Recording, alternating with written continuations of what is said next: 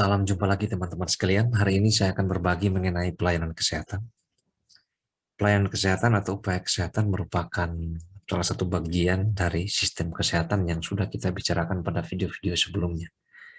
Hari ini saya akan membahas secara lebih khusus mengenai pelayanan kesehatan ini, bagaimana pelayanan kesehatan itu, apa yang membuat dia khas dibandingkan dengan pelayanan-pelayanan publik lainnya, bagaimana cara menjaga mutu pelayanan kesehatan, ya, dan juga bagaimana sih syarat-syarat suatu pelayanan kesehatan yang baik itu. Nah, pada video kali ini, jawaban-jawaban terhadap pertanyaan-pertanyaan itu akan saya bahas sekalian. Teman-teman sekalian, saya akan memulai video ini dengan mengutip suatu definisi klasik tentang pelayanan kesehatan. Jadi, pelayanan kesehatan itu adalah setiap upaya yang diselenggarakan secara sendiri atau bersama-sama untuk yang pertama, memelihara dan meningkatkan kesehatan. Yang kedua, mencegah dan menyembuhkan penyakit. Dan yang ketiga adalah memulihkan kesehatan perorangan, keluarga, kelompok, atau masyarakat. Jadi di sini dari sisi tingkatan ada yang ditujukan untuk memelihara dan meningkatkan kesehatan, khusus pada populasi yang sehat. Yang kedua, mencegah dan menyembuhkan penyakit. Ini bagi mereka yang sudah masuk kelompok rentan atau yang sudah terjadi infeksi atau sudah terjadi gangguan kesehatan. Dan yang ketiga, ditujukan kepada mereka yang sudah mengalami sakit dan ingin pulih dari kesakitan atau penyakit yang diderita. Nah, teman-teman sekalian, ya, dari definisi ini memang sudah nampak bagaimana kekhususan dari layanan kesehatan. Jadi di sini ada dua hal yang dijaga, menjaga orang sehat tetap sehat, dan yang kedua menjaga atau memulihkan orang yang sudah sakit supaya kembali sehat.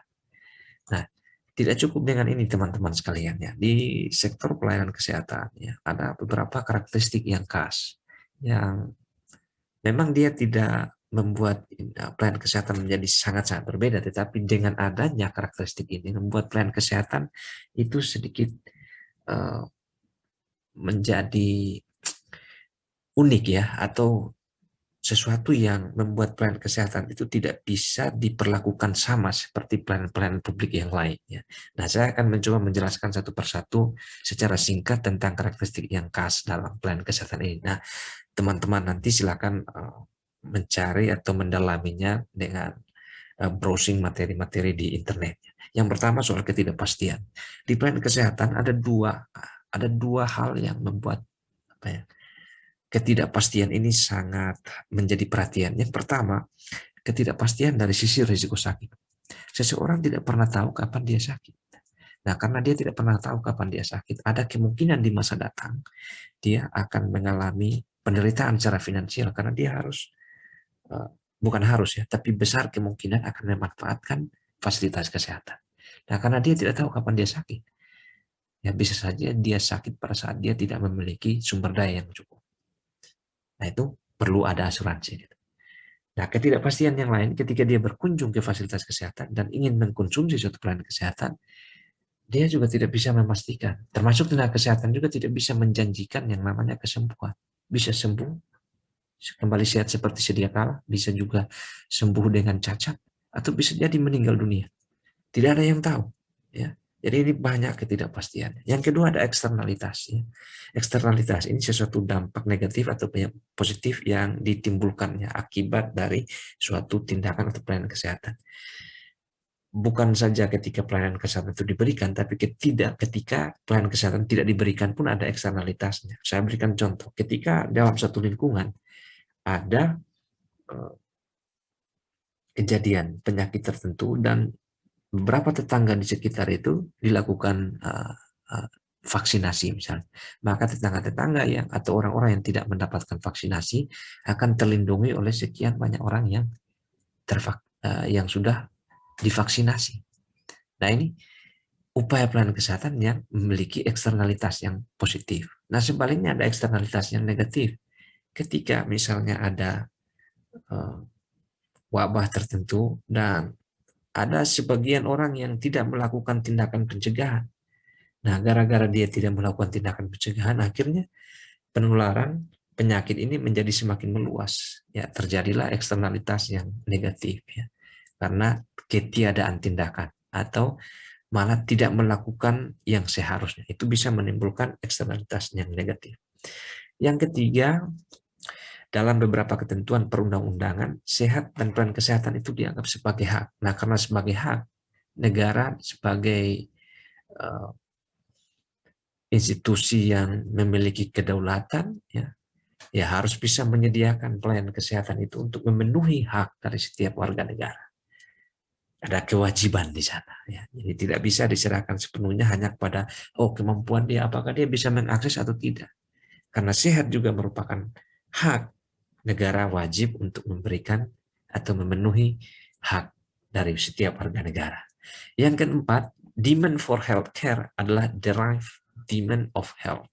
Nah, biasanya memang di dunia, ya, untuk mempertahankan hidup ini, sebenarnya orang itu butuh sehatnya, ya. Permintaan untuk pergi ke fasilitas kesehatan adalah turunan dari permintaan untuk sehat. Kan biasanya permintaan untuk sehat itu tidak selamanya direalisasikan atau diwujudkan dengan kita pergi ke fasilitas kesehatan. Ada yang melakukan pengobatan sendiri. Oleh karena itu, di dalam pelayanan kesehatan, kadang-kadang ini banyak orang yang sulit membedakan permintaan untuk pelayanan kesehatan dengan permintaan akan kesehatan. Permintaan sehat atau hari-hari sehat itu kan bisa dipenuhi dengan cara yang lain selain dari pelayanan kesehatan atau healthcare itu sendiri. Ini pemahaman ini penting sekali ketika kita berada di fasilitas kesehatan. Jadi ketika orang datang berkunjung, ya kita harus memahami bahwa permintaan dia terhadap pelayanan kesehatan itu merupakan turunan dari dia ingin sehat. Maka dia harus diperlakukan sedemikian rupa supaya permintaan untuk sehatnya itu kalau bisa terrealisasi. Bukan hanya sekedar transaksi ekonomi. Ya, saya membayar, saya dapat pelayanan, selesai. Kan itu, ya. Jauh lebih tinggi di atasnya adalah demand for health. Nah, kemudian yang berikut, kerap kali di sektor kesehatan itu didominasi oleh jasa. Ya. Sedikit sekali yang kaitannya dengan barangnya. Barang itu mungkin lebih banyak obat atau alkes. Tapi umumnya ketika orang pergi ke fasilitas kesehatan, dia akan berhubungan dengan banyak orang, dan itu merupakan karakteristik layanan yang jasa. Dan jasa itu sudah pasti ada intangible-nya, inseparability, ada variability, ada perishability. Nah, nanti teman-teman sekalian belajar mengenai karakteristik dari jasa ini. Yang berikut, sehat adalah social good.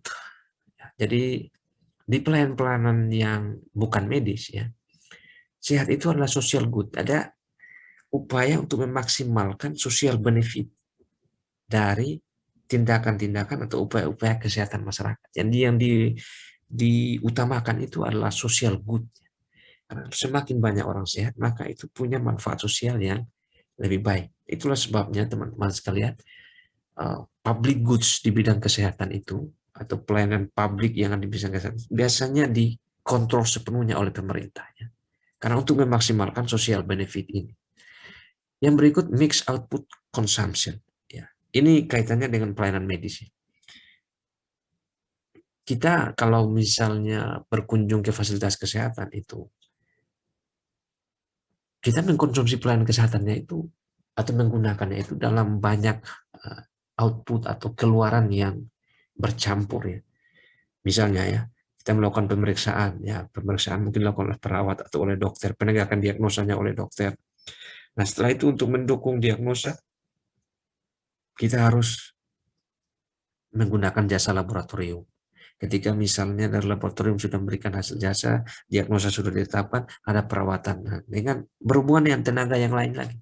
Jadi di situ tuh ada banyak variasi, ya, mix output. Tidak seperti layanan lain yang bisa dikerjakan oleh satu orang, yang kita bisa mempersepsikan bahwa orang ini baik. Tapi ketika bersentuhan dengan pelayanan kesehatan, itu ada begitu banyak orang yang terlibat di sana. Jadi ada mix output consumption. Layanannya bukan hanya layanan pengobatan, ada layanan pencegahan, ada layanan yang lain. Banyak sekali. Nah, yang satu lagi, bukan mencari untung sebanyak-banyaknya. Ini memang ada pembatasan. Oleh sebab itu di kesehatan kerap kali tidak boleh disebutkan bagaimana diskon dan seterusnya. Itu tidak ada, ya. Paling kalau ada iklan, ya hanya tersedia layanan ini, layanan ini. Ya, bukan mencari untung, ya. Sejatinya, ya, pelayanan kesehatan itu untuk kemanusiaan. Tapi makin ke sini kan, ya mungkin ada penyimpangan sedikit. Nanti teman-teman bisa cari lah berita-berita atau literatur-literatur yang memuat tentang berbagai penyimpangan fasilitas kesehatan yang mencoba mencari untung dari pasien. Ya. Salah satu film yang terkenal itu ya pernah dibuat oleh Michael Moore. Ya. Saya sudah lupa judul filmnya, nanti teman-teman bisa cari di internet. Yang berikut, kesehatan adalah barang konsumsi sekaligus investasi. Ya, pada saat kita sehat, maka kesehatan adalah investasi agar kita bisa menjadi orang yang produktif dan bisa menghasilkan lebih banyak lagi barang dan jasa di sektor ekonomi, gitu ya. Nah, di saat kita sakit, maka kesehatan atau plan kesehatan menjadi barang konsumsi karena kita harus menggunakannya untuk memperbaiki status kesehatan kita kembali. Ya. Jadi posisinya seperti itu ya. Kesehatan adalah barang konsumsi sekaligus investasi. Yang berikut, adanya restriksi berkompetisi. Ya, di kesehatan tidak, di sektor kesehatan tidak boleh ada kompetisi ya. Kompetisi itu dalam arti pelayanan ini lebih bagus dari pelayanan yang lain, dan ada mekanisme marketing, itu tidak boleh ya. Itu tidak boleh di sektor kesehatan. Itu dilarang. Ya. Itulah beberapa yang membuat pelayanan kesehatan menjadi lebih spesifik atau lebih khas dibandingkan dengan pelayanan-pelayanan yang lain. Teman-teman sekalian, apa sih tujuan pelayanan kesehatan? Yang pertama, terselenggaranya upaya kesehatan yang adil, merata, terjangkau, dan bermutu untuk ya, meningkatkan derajat kesehatan masyarakat yang setinggi-tingginya. Ini salah satu yang tertulis di dalam Perpres 72 tahun 2012 tentang sistem kesehatan. Unsur-unsurnya terdiri dari apa saja? Ada upaya kesehatan. Ini mencakup yang tradisional. Kalau di Indonesia, tradisional, alternatif, dan komplementer. Itu diakui semuanya. Bukan hanya soal yang modern. Upaya kesehatan itu mencakup upaya kesehatan tradisional, alternatif, dan komplementer. Ya, fasilitasnya dari mana saja ya, dari pemerintah pusat, Kementerian Kesehatan, ya, rumah sakit umum tingkat pusat, di provinsi misalnya ada dinas kesehatan provinsi dan juga RSUD provinsi, di kabupaten ada dinas kesehatan kabupaten, puskesmas, ya, rumah sakit kabupaten, TNI Polri karena juga banyak ya yang memiliki rumah sakit swasta dan sebagainya, banyak sekali fasilitas pelayanan kesehatan. Yang ketiga, sumber daya upaya kesehatan.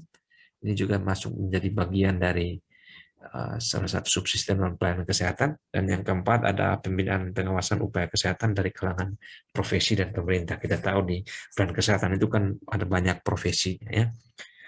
Jadi setiap profesi juga melakukan pembinaan dan pengawasan terhadap seluruh anggotanya. Maksud saya organisasi profesinya yang melakukan pembinaan dan pengawasan.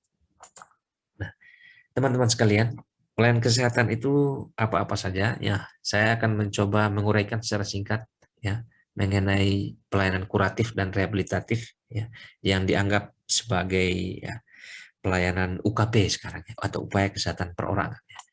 Teman-teman sekalian, apa cirinya? Yang pertama, dari sisi jumlah tenaga pengelola, untuk kuratif dan rehabilitatif bisa satu orang, bisa kelompok. Itulah sebabnya ada praktek yang mandiri, ada praktek yang bersama gitu ya. Kemudian cara penyelenggaranya biasanya kalau kuratif dan rehabilitatif ini dua dua dua hal ya. Pertama adalah rawat jalan, yang kedua rawat jalan yang kalau berkunjung dan pulang ke rumah hanya membawa obat ya atau mungkin alat kesehatan tertentu. Kalau rawat inap ya berarti memang harus tinggal atau dirawat di fasilitas kesehatan. Yang berikut, mengutamakan efektivitas, artinya karena ini sakit atau penderitaan ya, diharapkan memang selesai atau sembuh penyakitnya. Yang ketiga, bisa satu macam, bisa lebih dari satu macam ya di suatu tempat atau vaskes. Jadi teman-teman jangan heran kalau nanti lihat ya ada rumah sakit khusus kusta misalnya, rumah sakit kesehatan ibu dan anak ya, itu kalau dia satu macam, artinya untuk satu segmen tertentu saja. Nah, ada yang lebih, kalau sudah disebut sebagai rumah sakit umum berarti layanannya itu bisa macam-macam. Yang berikut, kemajuan ilmu. Ada yang tradisional, ada yang modern. Ya, yang tradisional ini sangat berkembang di China ya. Kalau yang modernnya selain dari China. Jadi teman-teman pikirannya nanti kalau bicara pelayanan kesehatan, kalau di Indonesia ya mungkin cenderung akan merefer atau merujuk ke yang modern. Tapi kalau di Cina itu justru tradisionalnya yang lebih berkembang. Yang berikut, tingkat pendidikan kalian. ya untuk pelayanan kuratif itu ada tenaga yang memang tidak berpendidikan sama sekali untuk yang tradisional misalnya. Ada para medis, ada dokter umum, ada spesialis. Yang berikut dari sisi peranan, ada yang pelayanan ini sifatnya langsung. Jadi bertujuan untuk menghilangkan penyakitnya atau mengobati penyakitnya. Ada yang sifatnya penunjang. Penunjang ini untuk membantu di dalam diagnosa penyakit. Misalnya layanan laboratorium itu masuk kuratif rehabilitatif tapi sebagai penunjang. Termasuk rehabilitasi medik. Nah, yang berikut lagi ciri-cirinya, perhatian utamanya tentu pada penyembuhan penyakit. Ini sudah pasti ya, kuratif dan rehabilitatif ini. Yang berikut lagi sasarannya adalah perseorangan atau keluarga. Makanya ada dokter keluarga. Yang berikut lagi tidak boleh menarik perhatian karena ini bertentangan dengan etik. Kalau menarik perhatian itu bertentangan dengan etika, ya. Etika kedokteran, etika keperawatan, misalnya etika kebidanan, ya.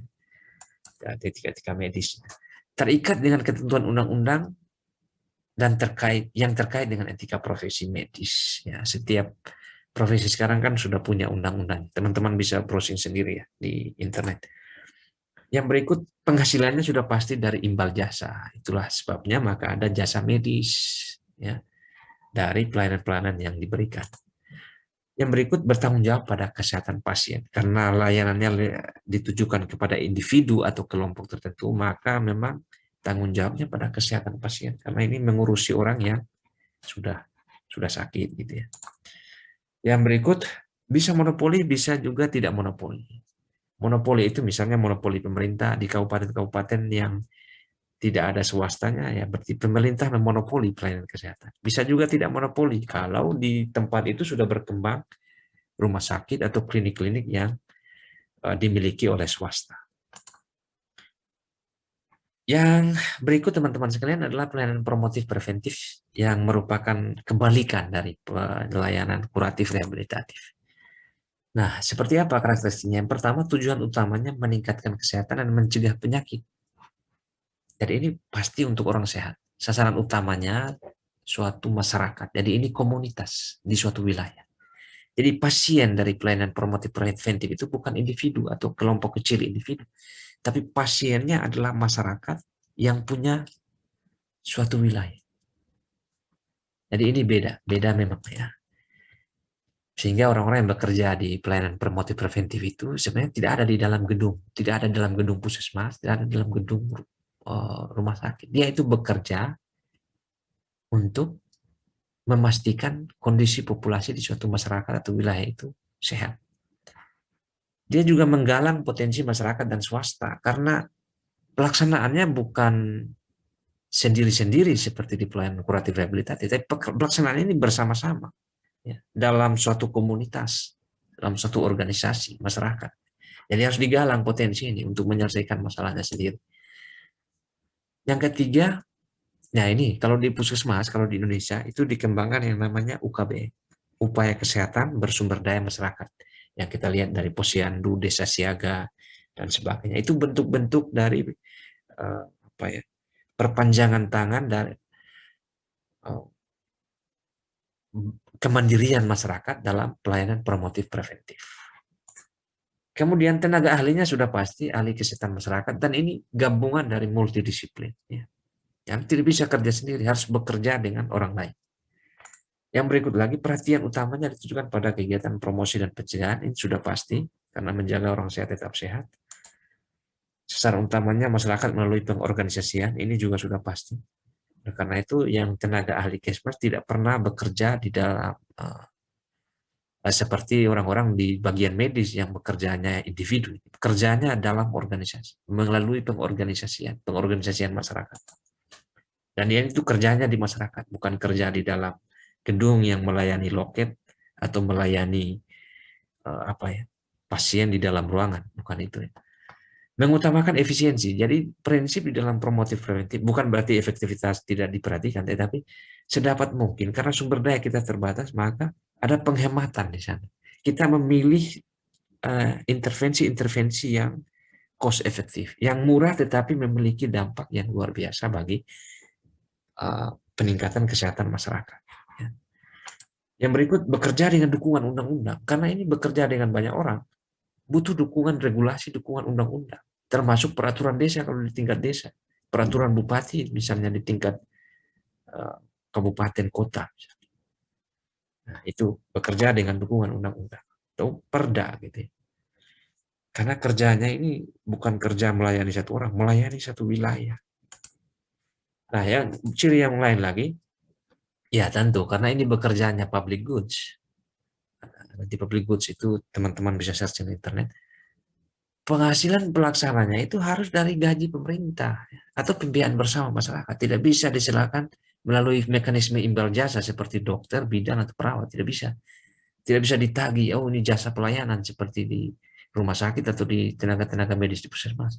Pelayanan bermotif preventif itu mesti dari gaji pemerintah atau dari pembiayaan bersama masyarakat. Karena dia bekerjanya bukan untuk satu orang, bekerjanya untuk satu wilayah. Nah, ini harus menarik perhatian. Ini terbalik dengan kuratif rehabilitatif. Ini harus menarik perhatian mulai kegiatan promosi, pencegahan. Ya, harus ada desain pesan-pesan yang membuat masyarakat itu memberi perhatian khusus pada kesehatan. Yang berikut dapat memonopoli upaya kesehatan. Sudah pasti ini ya. Karena ini kerjanya untuk publik ya. Nah, cenderung menghadapi berbagai masalah kepemimpinan karena kompleks sekali situasinya. Karena pasiennya tadi adalah masyarakat atau wilayah. Nah, di sana dibutuhkan leadership. Kepemimpinan ini sangat penting sekali untuk mengeksekusi program-program Kesmas ya, yang ada di masyarakat. Nah, teman-teman sekalian, ini kalau dilihat, jadi di kesehatan itu diibaratkan sebagai seekor burung. Ini menurut Profesor Askobat Ghani. Sayap kanannya adalah UKM atau upaya kesehatan masyarakat yang tadi promotif preventif, dan sayap kirinya adalah UKP atau pelayanan kuratif rehabilitatif. Jadi ada promotif preventif, UKBM, pembangunan berwawasan kesehatan, ditunjang dengan sarana SDM biaya operasional, demikian pula UKP. Kalau burung ini terbang hanya dengan satu sayap, ya maka tidak akan bisa maksimal. Bahkan mungkin tidak bisa terbang. Harus dua-duanya. Oleh karena itu, dengan filosofi atau analogi yang sama, kesehatan juga demikian. Tidak bisa jalan hanya dengan mementingkan UKP sendiri. Harus dibangkitkan juga atau harus digiatkan juga UKM. Nah, siapa yang menggiatkan ini? Tentu kepala daerah, kepala dinas kesehatan, direktur rumah sakit, kepala puskesmas. Sebagai kepala, mereka harus menatap ke depan apa yang harus dibuat. Kalau sebagai burung nanti terbangnya kemana, hinggapnya di mana, cari makannya di mana. Nah, ini harus orang-orang terbaik yang ada duduk di sini. Supaya bisa memikirkan kemana nanti arah pembangunan kesehatan ini dijalankan. Dan bagaimana nanti dia akan berlabuh di suatu tempat ya, atau hinggap di suatu tempat kalau burung. Dan ya tiba pada kondisi yang betul-betul adil makmur. Seperti cita-cita nasional bangsa Indonesia ini. Nah, pelaksanaannya bagaimana? Tentu dengan menjalankan fungsi-fungsi manajemen. Manajemen di dinas kesehatan, manajemen di rumah sakit, manajemen di puskesmas. Ya, ini bagian dari harus ada oksigennya, harus ada otot yang kuat ya, dan sebagainya. Darah yang terus mengalir ya, ini termasuk uang dan sebagainya. Nah, semoga analogi ini menginspirasi teman-teman yang sekarang kerja di puskesmas. Jangan sampai puskesmasnya itu hanya unggul di UKP, lupa di UKM. Nah, ini puskesmas atau vaskes yang ya mungkin tidak maksimal di dalam pembangunan kesehatan. Ke teman-teman sekalian, seperti apa satu pelayanan kesehatan yang baik? Nah, menurut Asrul Aswar dari tahun 96, ada 5 hal. Yang pertama, dia harus tersedia dan berkesinambungan. Ada continuous. Ya. Tersedia ini. Yang kedua, dapat diterima dengan wajar. Ya. Jadi, ketika dia ada di tengah masyarakat, masyarakat bisa menerimanya. Jangan sampai masyarakat menjadi antipati dan menolak.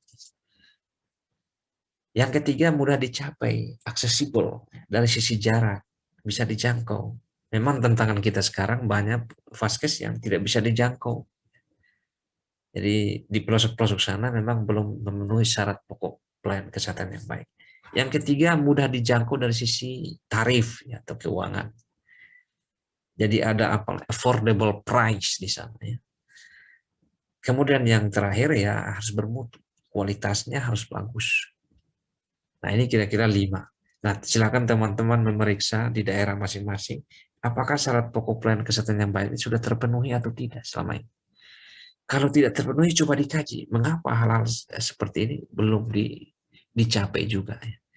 Nah, itu bisa nanti tulisannya kalau sudah selesai dikaji itu bisa dipublikasikan. Yang berikut teman-teman sekalian, implementasinya bagaimana ya? Ada negara-negara yang memilih untuk comprehensive and integrated health service. Jadi dia memilih untuk melaksanakan seluruh pelayanan kesehatannya di suatu di sistemnya. Gitu ya. Ada yang memilih hanya untuk menyediakan yang esensial, yang penting-penting saja. Kalau ini seluruhnya, kalau ini yang penting-penting. Kalau di dunia itu kiblatnya kalau comprehensive dan integrated health service itu di WHO. Kalau yang esensial itu lebih ada di UNICEF ya. UNICEF misalnya hanya khusus untuk anak-anak untuk imunisasi. Mereka memilih yang esensial. Oh. Nah, setiap negara itu responnya beda-beda ya. Ada yang berusaha untuk menyediakan pelayanan itu dengan pendekatan institusional. Jadi mereka buat satu institusi dan seluruh layanan ada di situ. Institutional approach. Ada negara yang memilih pendekatan sistem approach. Jadi tidak semua fasilitas kesehatan itu bisa menyediakan seluruh pelayanan kesehatan. Jadi dia buat semacam ada penjenjangan. Nah, Indonesia memilih penjenjangan ini. Indonesia memilih sistem approach. Nah, di dalam implementasinya mengenai pelayanan kesehatan ini, makin ke sini makin banyak masalahnya, ya. Baik yang di esensial maupun yang komprehensif dan integrated health service. Misalnya untuk yang esensial, karena kita hanya menyediakan sebagian, ya ada fragmented health service. Kesulitan orang-orang tertentu untuk memperolehnya. Kemudian tidak berkelanjutan. Ya. Atau tidak terpenuhnya kebutuhan. Mau butuh pelayanan ini, tapi yang tersedia yang hanya esensial. Susah. Sebaliknya yang di bagian komprehensif dan integrated health service, makin lengkap, pelayanan kesehatan itu makin fokus pada keluhan satu penyakit tertentu. Jadi kadang-kadang ahli kesehatan tuh makin spesifik. Ahli jantung. Lama-lama nanti ada ahli jantung bagian kiri. Makin lama lagi makin kompleks. Ahli jantung bagian kiri bawah. Nanti kalau ada gangguan jantung bagian kiri atas, tidak ditangani karena dia spesialis jantung bagian kiri bawah. Nah, ini nih. Jadi akhirnya manusia itu atau individu diperlakukan tidak lagi sebagai satu manusia yang utuh, lebih kepada organ-organ tertentu. Nah, ini juga jadi masalah. Kemudian ketergantungan pada teknologi. Semakin komprehensif penyediaan suatu pelayanan kesehatan, ya pasti dibutuhkan teknologi di sana. Jadi ada ketergantungan terhadap teknologi. Nah, kita Indonesia memilih sistem approach. Oleh karena itu di Indonesia ada sertifikasi pelayanan kesehatan yang kita kenal pelayanan kesehatan tingkat pertama atau primary health service, di puskesmas, dokter keluarga, praktek dokter bersama, klinik pratama dan sebagainya. Kemudian ada yang kedua, pelayanan kesehatan tingkat kedua maksudnya ya, ada secondary health service. Biasanya ini dinas kesehatan kabupaten, kota dan juga RSUD tipe C. Dan ada yang tertiary health service. Ini Dinas Kesehatan Provinsi dan RSUD tipe B, terus dilanjutkan ke Kementerian Kesehatan dengan RSUD tipe A. Ya. Nah, karena ada penjenjangan seperti ini, maka di Indonesia itu dikenal yang namanya sistem rujukan. Ya. Jadi, pergi dulu ke tingkat pertama, kalau masalahnya tidak selesai, baru pergi ke tingkat kedua, baru dirujuk ke tingkat ketiga. Jadi, kita mengenal sistem rujukan. Nah, apanya yang dirujuk? Teman-teman sekalian, untuk masalah kesehatan ada dua. Untuk yang dirujuk itu masalah kedokteran, yakni penderita dan pasiennya. Dan yang dirujuk juga masalah kesmas. Jadi rujukan itu bukan hanya semata-mata pasien atau yang mengalami kesakitan atau penderitaan, tapi masalah-masalah kesehatan masyarakat yang tidak bisa ditangani di level bawah itu juga dirujuk untuk ditangani di level atas. Hanya memang istilah rujukan ini lebih kental ke pelayanan medis yang di kedokteran. Nah, apa ada manfaat tidak dengan pendekatan sistem atau sistem rujukan ini? Ada ya. Dari sisi pemerintah bisa hemat dana. Kalau bisa diselesaikan di tingkat bawah, tidak usah diselesaikan di tingkat atas. Gitu. Dan memperjelas sistem pelayanan kesehatan ini. Juga memudahkan administrasinya. Dari sisi masyarakat, meringankan biaya pengobatan. Kalau sudah selesai di puskesmas, ya berarti tidak usah lanjut ke rumah sakit. Puskesmas kan tarifnya lebih murah dibandingkan yang rumah sakit. Juga mempermudah akses masyarakat. Dari sisi penyelenggara pelayanan atau fasilitas kesehatan yang memperjelas jenjang karir. Tugas di puskesmas meningkat jadi tugas di rumah sakit misalnya, makin kompleks. Keahliannya juga dibutuhkan makin cakap gitu ya, atau makin mantap. Demikian pula di puskesmas, selama ini menangani masalah kesmas, ya mungkin di level tertentu dia kalau sudah terbiasa menangani masalah itu di tingkat bawah, ya dia akan dipercayakan untuk menangani masalah di tingkat atas, misalnya dengan mendapat jabatan di dinas kesehatan, ya, dan seterusnya. Itu kira-kira manfaat root system juga. Nah, tentu kalau pelayanan, ya, bersentuhan dengan konsumen, pasien, ada isu menarik soal mutu di sana, mutu pelayanan kesehatan. Nah, mutu pelayanan kesehatan kita hanya dapat diketahui bila sebelumnya telah dilakukan penilaian. Nah, penilaian ini terhadap mutu pelayanan ini sebenarnya tidak mudah, teman-teman, karena dia bersifat multidimensi. Ya. Ada penilaian dari sisi pasien, dari sisi vaskes, dan juga ada dari sisi penyandang dana. Ya. Tiap-tiap orang mempersepsikan mutu tergantung dari latar belakang dan kepentingannya. Pasien punya kepentingan lain, vaskes punya kepentingan lain, penyandang dana atau yang pemberi dana punya kepentingan lain. Nah, tapi kalau disempurnakan, kira-kira begini, teman-teman. Ada tingkat, mutu itu adalah tingkat kesempurnaan pelayanan. Di satu pihak dapat menimbulkan kepuasan pada setiap pasien sesuai dengan tingkat kepuasan rata-rata penduduk, dan di pihak lain, tata cara penyelenggaraannya harus sesuai dengan kode etik dan standar pelayanan profesi yang ditetapkan.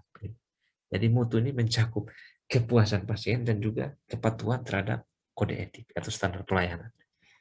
Nah, kita coba lihat perbedaan dimensi mutunya ya, teman-teman sekalian. Yang pertama itu dari sisi konsumen. Ya, dia akan melihat seberapa tanggap petugas dalam memenuhi kebutuhan pasien. Dia tidak peduli yang lain-lain, tapi kalau pas petugasnya tanggap, ya dia anggap bermutu. Nah, kalau dari sisi penyedia pelayanan kesehatan atau PPK, ya pelayanan bermutu itu dilihat dari kesesuaian pelayanan diselenggarakan.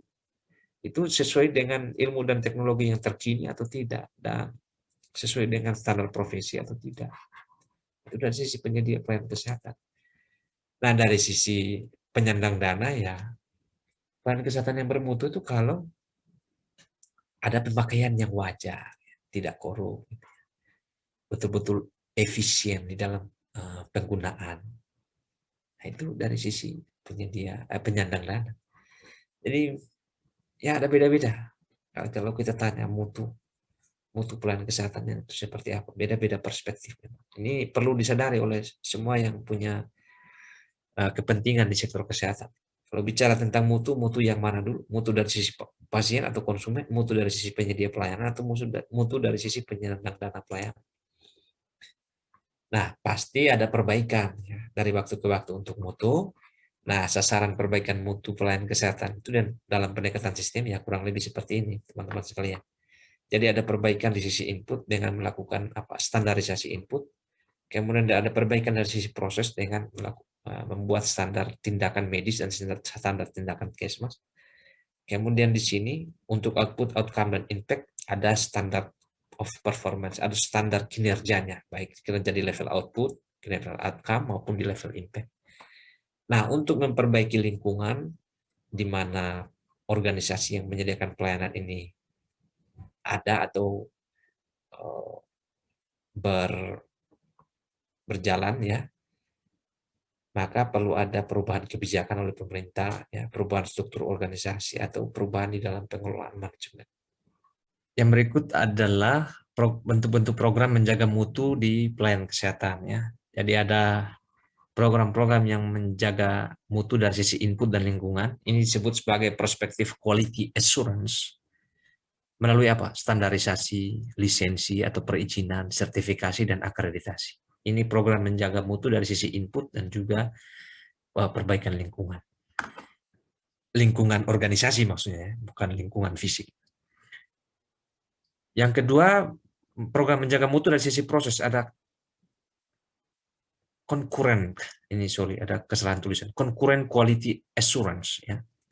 Jadi pemantauan dan penilaian tindakan ini by teamwork. Ini dari tim yang melakukan pelayanan dan bisa juga melalui peer group. Nah, ini paling sulit ya karena ada jiwa korsa dari masing-masing profesi. Ini agak susah. Yang ketiga dari sisi keluaran itu disebut sebagai retrospective quality assurance. Ini melalui review rekam medis, review program, review klien, dan sebagainya. Nah, tentang bagaimana bentuk-bentuk program menjaga mutu ini, silakan nanti teman-teman bisa browsing atau belajar sendiri di internet. Ya, saya hanya memberikan garis besar tentang bentuk-bentuk program menjaga mutu. Nah, sekian dari saya teman-teman sekalian. Mudah-mudahan bermanfaat tentang materi ini. Dan sampai jumpa di video-video berikutnya. Jangan lupa di-share ya teman-teman sekalian.